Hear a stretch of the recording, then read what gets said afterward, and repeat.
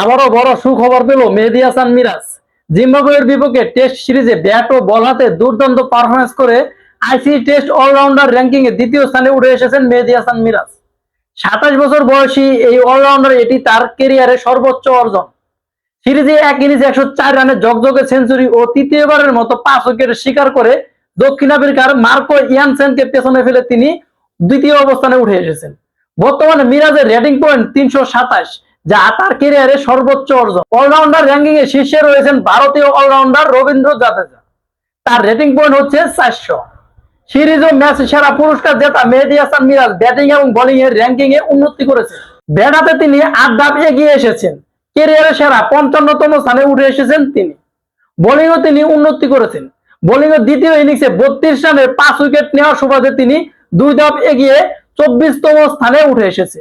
তো নিঃসন্দেহে বোঝা যাচ্ছে মেহেদী হাসান মিরাজ ব্যাটিং এবং বোলিং দুই দিকে তিনি দুর্দান্ত পারফরমেন্স করেছেন এবং তিনি দুর্দান্ত ফর্মে রয়েছে। এছাড়াও অন্যান্য বাংলাদেশি খেলোয়াড়ের মধ্যে র্যাঙ্কিং এ উন্নতি ধারা দেখা যাচ্ছে সাদমান ইসলামের। দ্বিতীয় টেস্টে প্রথম ইনিংসে সেঞ্চুরি করেন। এই সেঞ্চুরির সুবাদে 17 ধাপ এগিয়ে ব্যাটিং এ 60তম স্থানে উঠে এসেছেন তিনি। বাহাতি স্পিনার তাইজুল ইসলাম 9 উইকেট শিকার করে বোলিং এ 7 ধাপ এগিয়ে এসেছেন, তিনি রয়েছেন 16তম স্থানে। তাইম হাসান বোলিং এর র্যাঙ্কিং এ 6 ধাপ এগিয়ে এসেছেন, তার স্থান হচ্ছে 54তম স্থানে। তো নিঃসন্দেহে বোঝা যাচ্ছে বাংলাদেশি ব্যাটিং এবং বোলাররা দুর্দান্ত ভাবে এগিয়ে যাচ্ছে। তার পাশাপাশি মেহেদী হাসান মিরাজ তো অস্বাভাবিক, কেননা তিনি নিঃসন্দেহে এই অল্প বয়সে তিনি দুর্দান্ত পারফরমেন্স করেছেন এবং দুর্দান্ত খেলা উপহার দিয়েছেন। মেহেদী হাসান মিরাজ তিনি যদি এভাবে এগিয়ে যান তাহলে তার ক্যারিয়ারে অনেক উন্নতি হবে এবং ঝকঝকে ক্যারিয়ার তৈরি করতে পারবেন তিনি। তার পাশাপাশি বাংলাদেশেরও হয়ে দুর্দান্ত একজন প্লেয়ার তৈরি হবে। মেহেদী হাসান মিরাজ বাংলাদেশ ক্রিকেটের জন্য অনেক করেছেন, তিনি চেষ্টা করেন সর্বোচ্চ ম্যাচ জিতানোর জন্য।